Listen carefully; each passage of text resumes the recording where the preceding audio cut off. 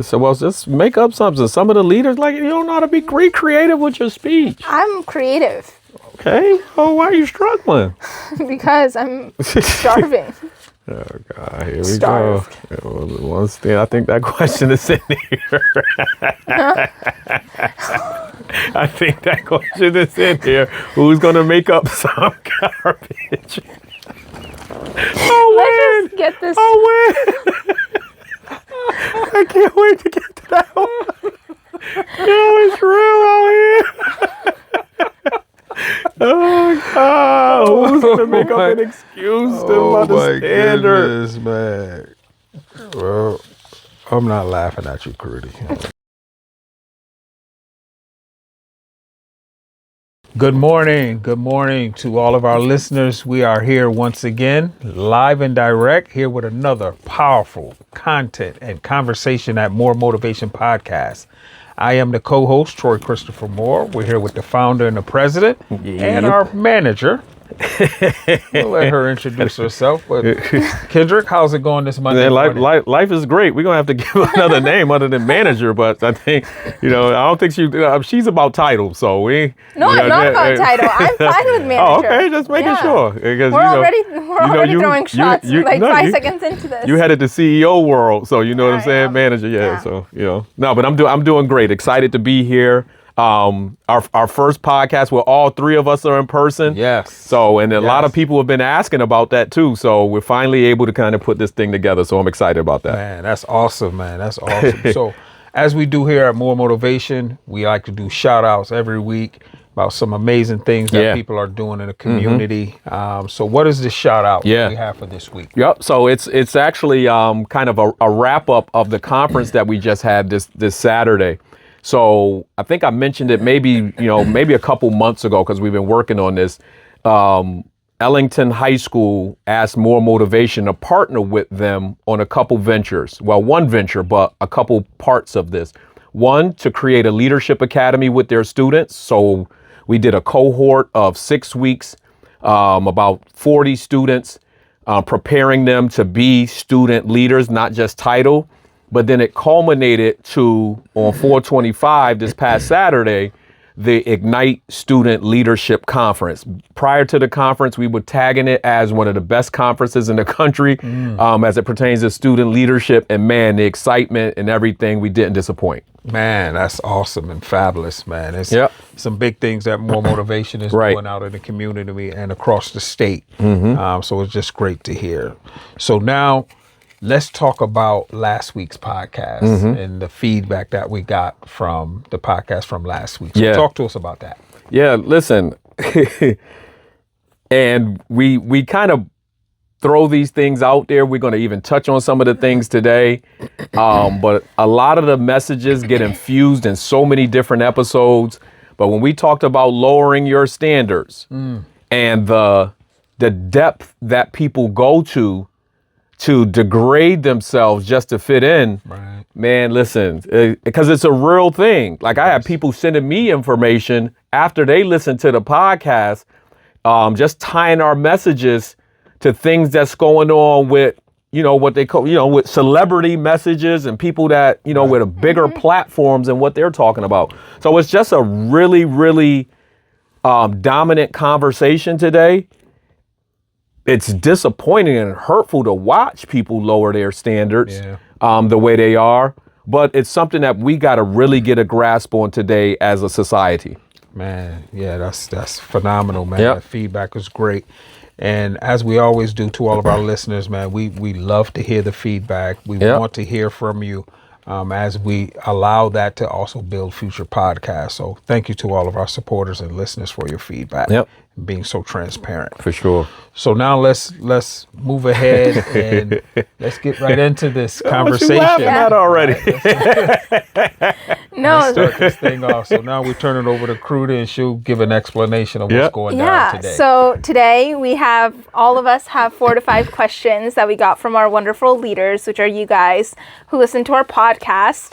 So we're going to rapid fire through these questions and give you guys some answers to all of the content that you guys are interested in learning more about. So it will be 3 perspectives of more motivation Yep. on one question. Right. Right. So we'll kick it off right. with All our founder. All right, and we got what 30 to 45 seconds 30 to 45 to answer. seconds. So it's really hot seat. Yep, hot seat for sure. So we got to think on the fly. So the first question, guys. So, what's one standard the listener needs to protect? Oh, wait. I don't want to start with that one. I apologize. Let me get to. Oh, yes. I wanted to start with this one. What does protect your standard actually look like in real life? Wow. Protect your standard. To me, I think it looks like where you're able to be yourself, but you're also able to impact the world. So you got to protect your standard. Because if you don't protect your standard, you'll find yourself becoming someone else when you are actually uniquely made to be who you are. Oof. Yep. Powerful. Yeah. To me, protect your standard means having people around you who are in alignment with the values and standards you live by. I think it's very important to keep a circle of people that are different with a lot of things, but like the core values have to be the same, so that when you're going for something, when you're living and making choices on the daily, people are aligned and they're not trying to veer you off of your track. I think protect your standard overall is courage. I think it's a courageous act when you talk about correcting things in real time that don't align with the person that you are. Like and addressing it immediately. So I think that's pretty much sums up protecting your standard. It's a courageous thing in real time. Fire start. Listen, I just want to say to the listener, this is a lot of pressure. Yeah, right. All right. Just want to throw that out there as we continue to go on. Right. So, now I want to throw this question out here. If someone walks into your environment, what should they feel immediately? Oh, if someone walks into my environment, I want them to feel empowered. I feel like with a lot of work that I've been doing for the past couple of years, it's a lot of mentorship and giving back.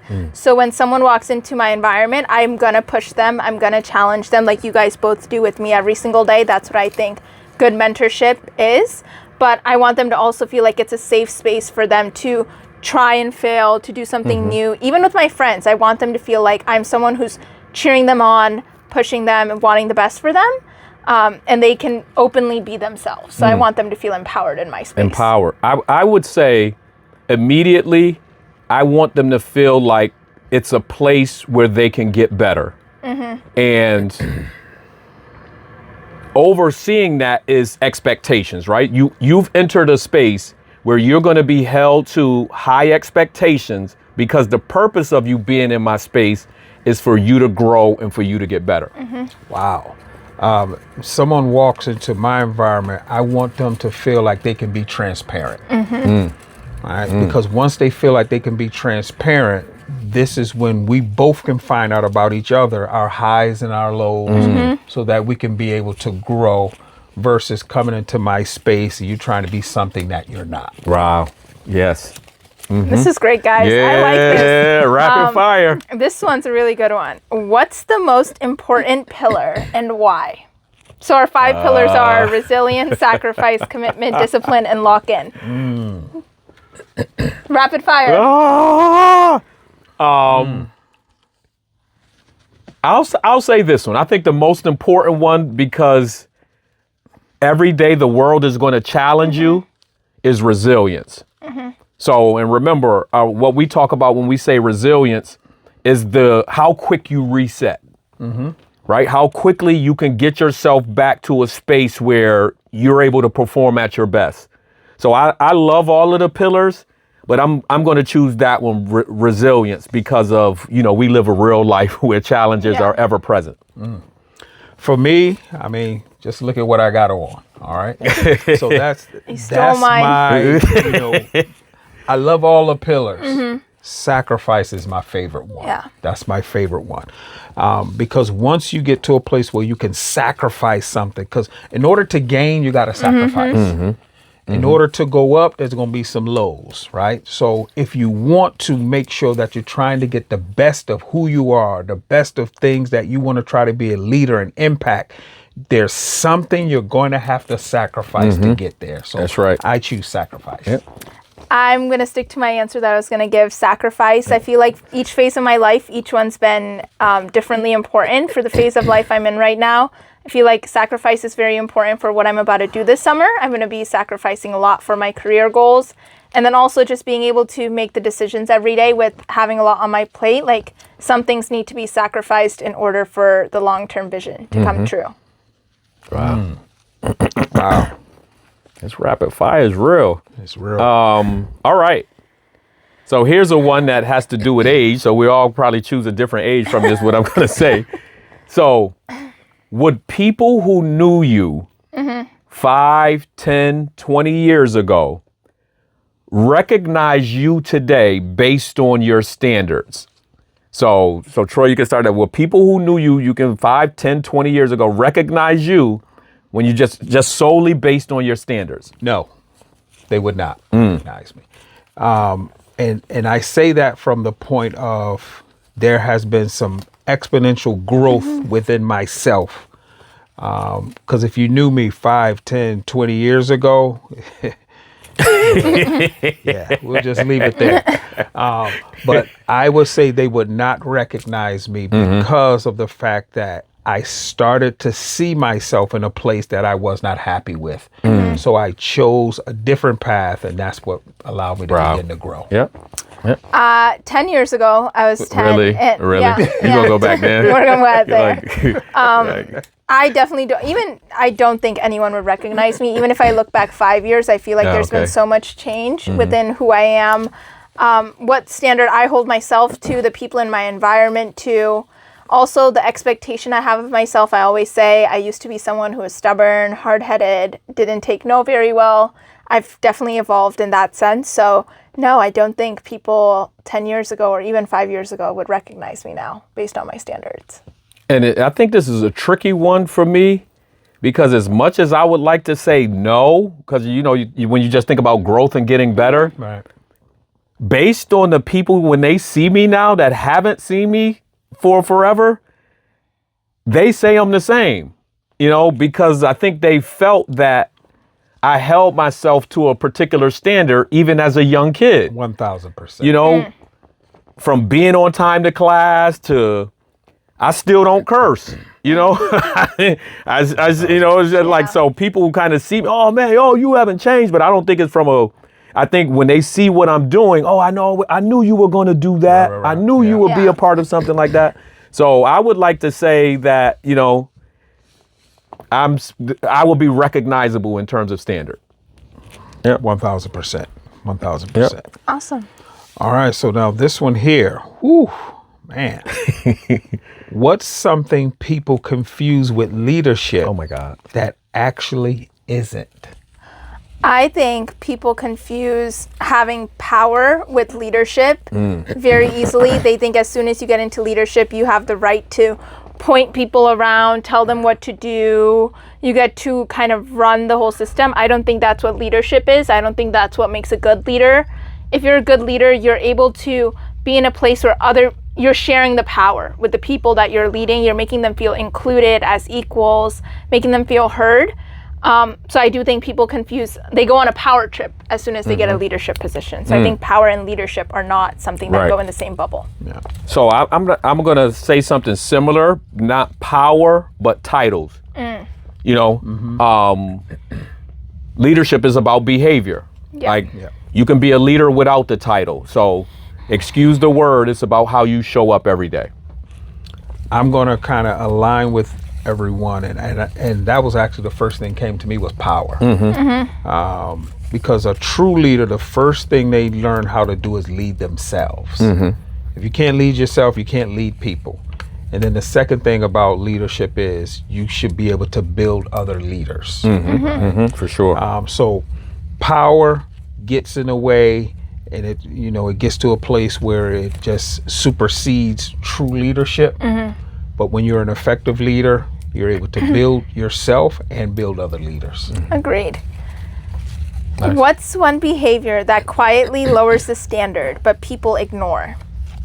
Can you repeat that again? Hold on a second. No, What is give me one- a little second. To kind of, Wow. What is one behavior that quietly lowers the standard but people ignore? Thank God I'm answering this last.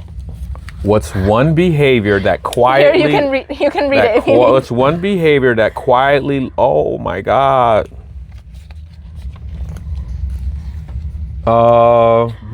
Rapid fire. Devaluing time. Not understanding and taking the importance of time for granted.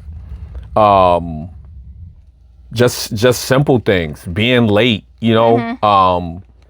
thinking I have more time. So I think like understanding if we saying time is the most precious commodity, there's so many ways to kind of excuse it and lower it. So I would say devaluing time. Wow. Can you read that question to me? Yes, of course. What's one behavior that quietly lowers the standard but people ignore? Disrespect. Oh God.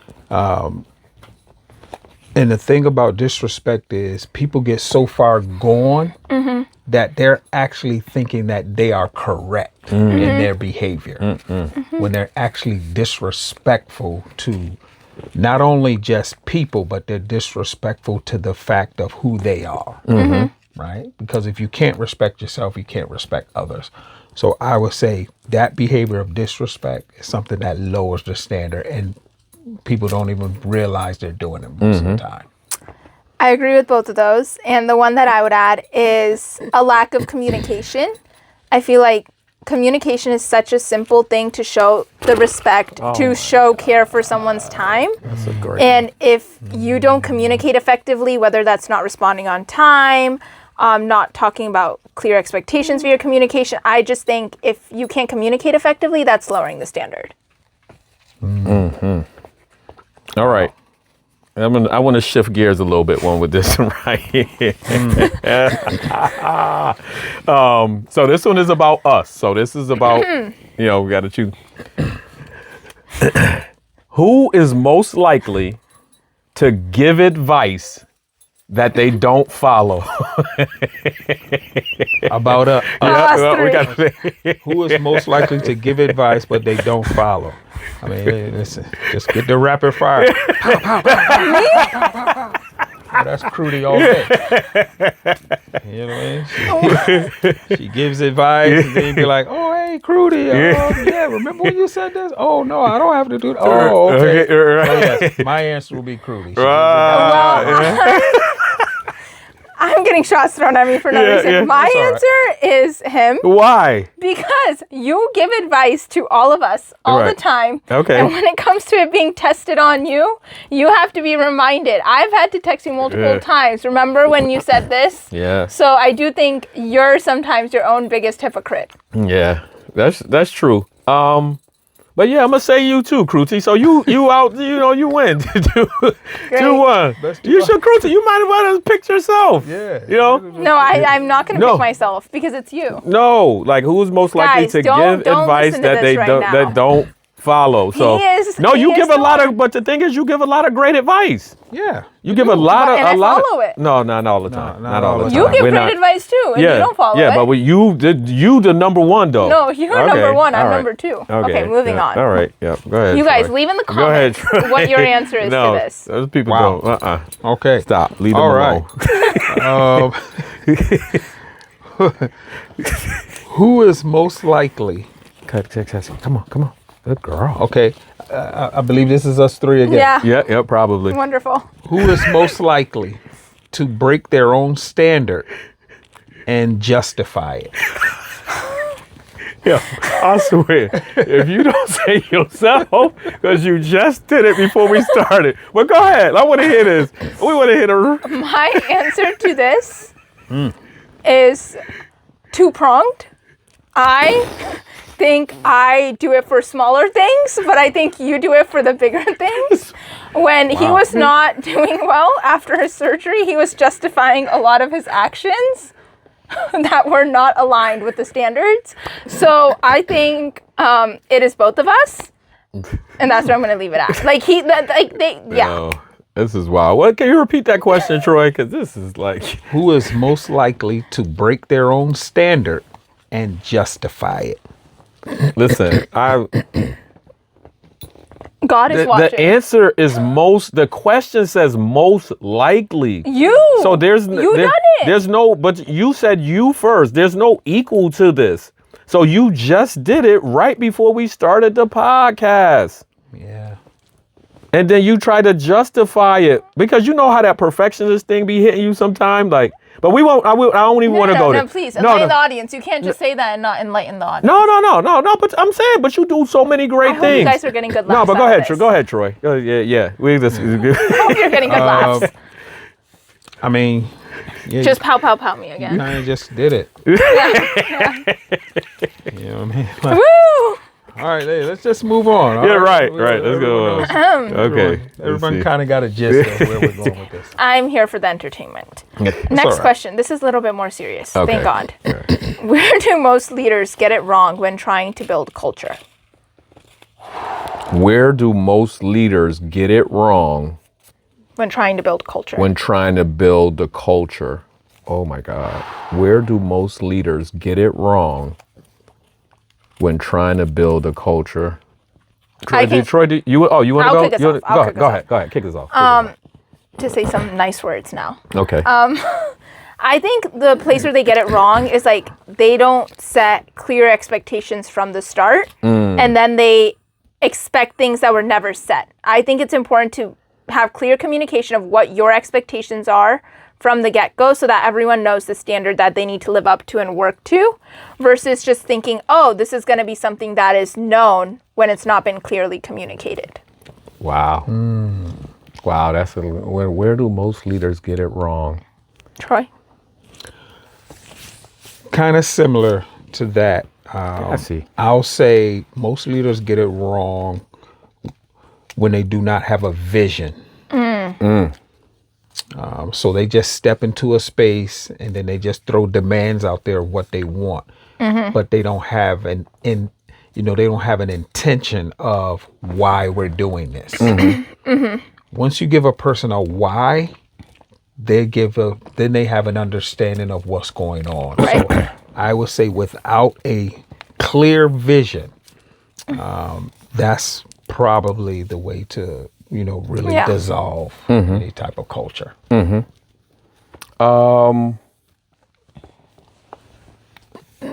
Rapid fire. Okay.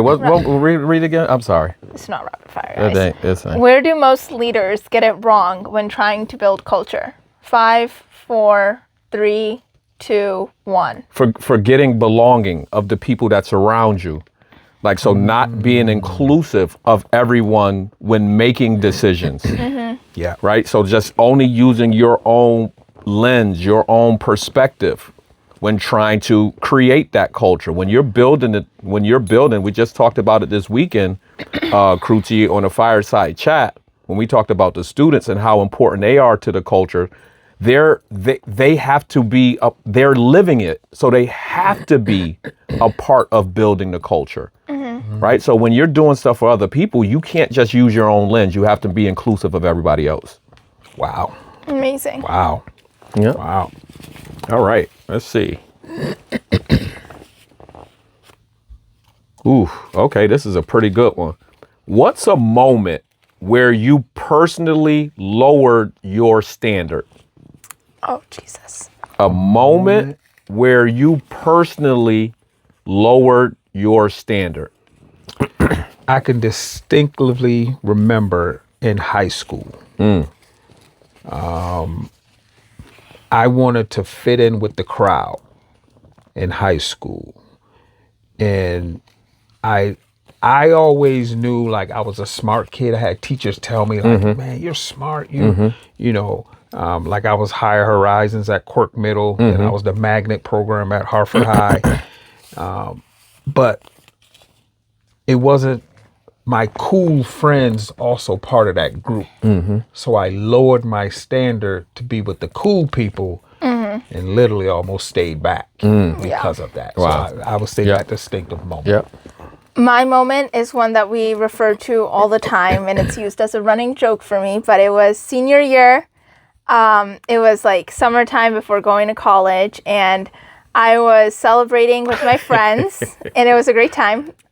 Great time. But I decided that I wanted to, test the limits and test the boundaries and not communicate effectively about like what time I was going to get home, what I was doing. And I thought I could lower my standard of my expectations of communication and responsibility because I wanted to have fun and fit in with my friends and feel like I was an adult.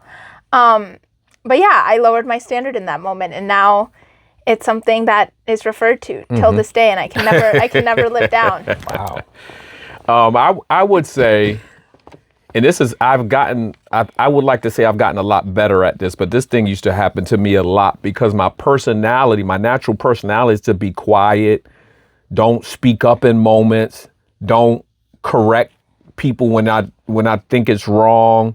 I'll just kind of like watch sometimes and let things happen and not be bold enough to kind of say something about it.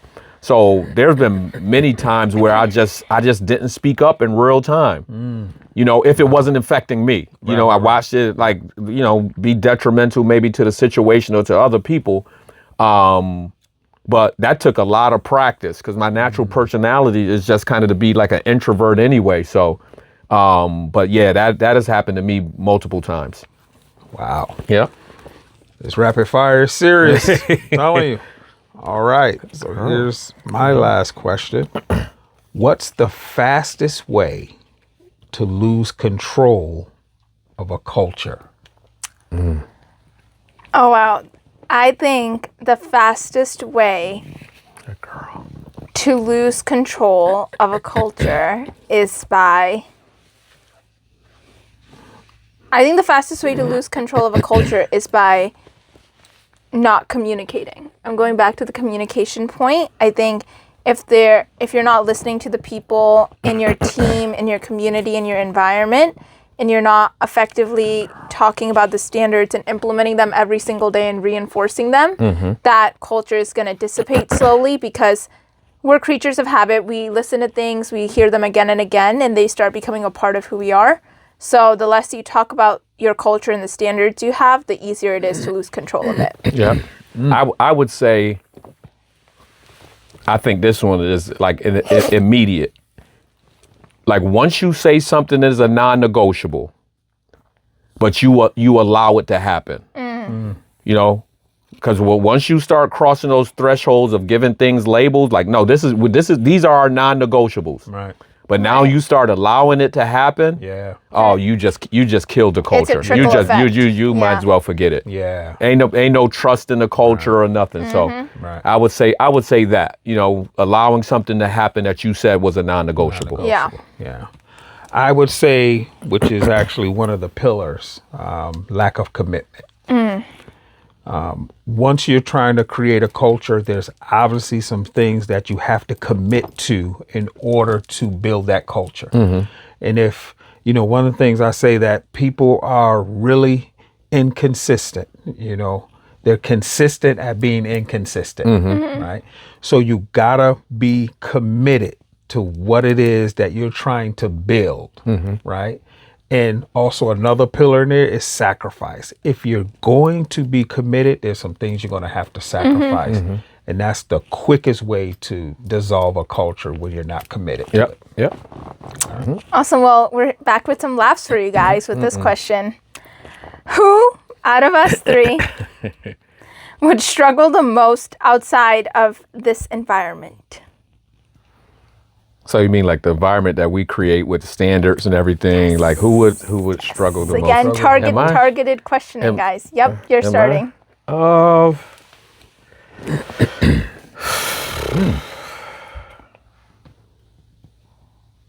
I might say me with this one, just because I'm stubborn, and I would be like, why? I don't be wanting to change half the time. If people ain't listening, if they're not disciplined, we talk about standards and following the standards and expectations. I'll be kicking kids out of practice, kicking people out of leadership meetings. So when the standards are not high, I just have a hard time, like, in those environments, like being around those situations and people. 1000%. It's me. And it's because of the same reason. I try to create a certain space, because I don't want to just go in there level and then people can't grow. So I try to create higher expectations so that they can grow into it. And when people can't grow into it, you see it in them. They can do it. They're either just lazy or, whatever the case may be. So I would say myself in that regards. Well, I interpreted this question differently. So I'm going to answer it the way I interpreted it. I interpreted this as like, who would struggle the most outside of like, being reinforced with these messages constantly and like outside of this environment. I think out of that, it would be me. And the reason why I say that is because in the years that I've had progress and built these standards and like shaped myself into who I am and how I lead myself every single day, it's been because I'm reinforced with these messages pretty much on the daily, especially because I talk to you every single day and you leave no opportunity to get on me if like I even slip up a little bit. So I think if I wasn't in this environment of daily reinforcement, I would probably struggle the most because I've become so dependent on it to keep me steady. It's like, how everyone has their things like that keep them steady and level-headed. Some people do like 3 minutes of gratitude in the morning. This is like my like level-headedness. So that's how I interpret it. No, that definitely makes sense. That definitely makes sense. Wow, finally something that wasn't a shot. So this is the last question. So what's one standard the listener needs to protect starting today? One standard the listener needs to protect starting today. Wow. I would say that they need to protect themselves. Because obviously there's so many distractions, so many things going on around, all of us, that we have a choice of what we want to take in, what we don't want to take in. Because as long as you allow your subconscious to be fed with a certain thing, sooner or later, you're going to start to fall prey to it. So I think the biggest thing is to protect yourself. I think the biggest one for me, and that I think all listeners, especially people my age, should think about is like respect.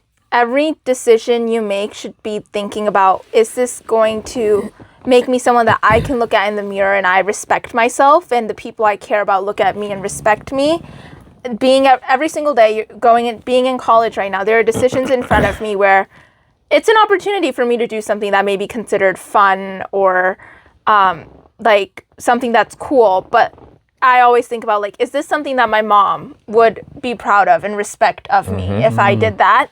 Is this something I would be proud of the next day if I did that? So I think if you lead with respect and keep that at the forefront, you'll be able to make decisions that you're proud of in the short and long term. So I was going to say something pretty similar, but I was going to call it legacy. The legacy you're living and the legacy you're leaving behind. So you're doing both of those things in real time. So the legacy you're living, as you said, like the people that pour into you every day, your family, your parents, don't let them down. You have an obligation not to let them down. And then the legacy that you're leaving behind, you think about the people that are watching you, the people that are learning from you without you even thinking about it. It's so very critical. So I want to just say legacy. Wow. Great minds think alike. Wow. All right. So as we get ready to close out this particular podcast, Kendrick, I want to leave you with this question to close us out. As our listeners know, we were doing this rapid fire thing today where we had these questions from leaders to bring forth. So now what I want you to do is talk to the leaders about being prepared, because that's what the rapid fire is. We didn't really have time to prepare. Right. We just had to come off the cuff, right, with these particular answers. Right. So talk to the leaders as we close out about the importance of preparation. Yeah, and I'll start with one of our pillars, right? I'll use the word discipline, because there's so many people that always, and again, it's a part of our name, More Motivation. There's so many people that talk about being motivated. Well, what do I do if I'm not motivated? Right. Well, you know, how do I lead if I'm not motivated? Well, how do I do this if I'm not motivated? I always refer back to what it is discipline is more important, right? The doing it every day, the showing up to be your best. Yeah. Like that's where, when the motivation runs out, you're still able to perform. Right. So, and that's also where preparation lies. It lies in the discipline. Yeah. Correct. So as you mentioned, with us, with going through this rapid fire, we didn't get them all immediately, but preparation allowed us to answer this on this podcast today with these questions. That's the discipline part. Right. So that's where that comes in. It's about showing up every day. So as leaders out there, we appreciate you guys for giving us these, asking us these questions, but you actually got it probably from listening to the podcast. Correct. Correct. So that allowed them to kind of be prepared for certain things. So we're really grateful for that, but understanding the importance of discipline. So for today, like I said, the first time all three of us are here today, loved it, loved the rapid fire thing. But for our audience members, as always, our last pillar is lock in. Man, thank you so much to all of our listeners. Thank you so much for just supporting us through all of this. From here at More Motivation, we're super excited, and we want to hear from you, especially with this rapid fire podcast. We want to hear your feedback, especially from the leaders that provided those particular questions for us. Catch us on Spotify, Podbean, More Basketball website. Thank you so much, and have a fabulous week. Take care for More Motivation. I just want to thank my son, Kenrick Moore, for dedicating his life to helping our youth. I know it's a tough task, but keep up the good work with More Basketball Clinic. I'm proud of the man you have become. I love you.